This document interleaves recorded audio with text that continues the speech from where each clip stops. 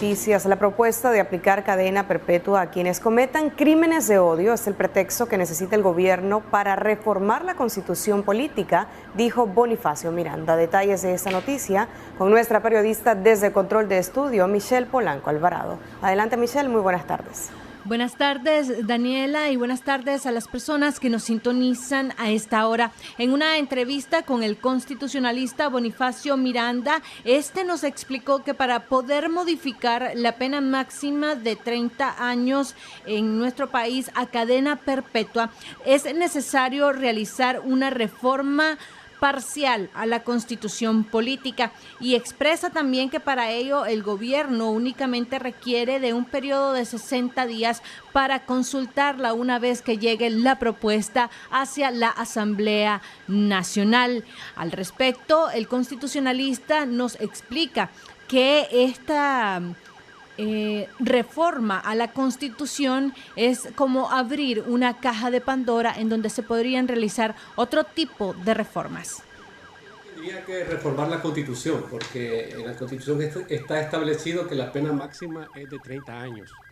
Eso es un cambio que se adoptó desde el año 74, cuando se cambió el Código Penal y se estableció en el nuevo Código Penal que la pena máxima era de 30 años, después se estableció en la Constitución.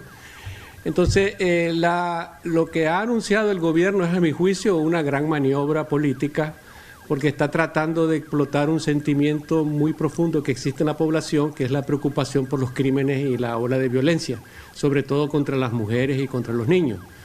Pero subir la pena y convertirla en cadena perpetua no es una solución que logre frenar los asesinatos ni la violencia, porque precisamente la dictadura es la que origina los asesinatos y la violencia.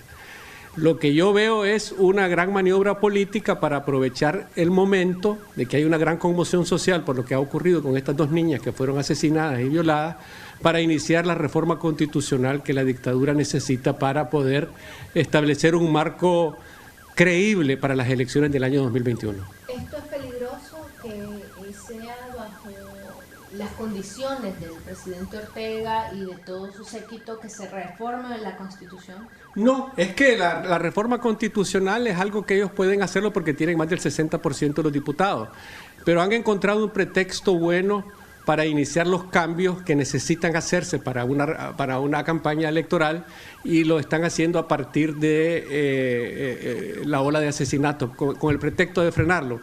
Ahora bien, esto no lo frena. Al subir la pena, no frenar los asesinatos se frenan con educación en primaria, en secundaria, y con una campaña masiva desde el Estado para fomentar la cultura de que el hombre tiene que respetar a la mujer y viceversa. Pero eso no lo va a hacer la dictadura nunca. Lo que está haciendo es utilizando esto como un pretexto para iniciar cambios constitucionales y legales que incluso pueden ser utilizados contra la oposición política al elevar las penas. Cuando hablamos de crímenes de odio, es un aspecto tan general que puede ser aplicado para cualquier cosa. Entonces, crímenes de odio puede ser que una persona se defienda de los paramilitares y entonces lo acusen de crímenes de odio, y así pueden elevar las penas. Pero yo creo que en el fondo la medida va destinada a hacer una reforma constitucional que puede ser la apertura para la campaña electoral o no puede ser, todo depende. ¿Qué posición debería de tomar en este caso la... El constitucionalista Miranda considera también que esta propuesta de reforma podría ser utilizada para perseguir a los opositores del gobierno del presidente Ortega, a quienes se les ha culpabilizado de las protestas y de los asesinatos ocurridos desde el 2018. Como 30 años tiene que haber reforma constitucional. ¿Podríamos esperar al gobierno de las reformas constitucionales? No lo sé, tenemos que estar muy pendientes y tenemos que evitar que se imponga un criterio que es que la mayor pena, menos criminalidad. Eso no es cierto. Y además es un contrasentido lo que está haciendo el gobierno, porque acaba de liberar 25.000 prisioneros delincuentes comunes y ahora quiere elevar la pena máxima. Entonces es un contrasentido. Por eso creo yo que es una maniobra política para iniciar los cambios que necesitan hacer.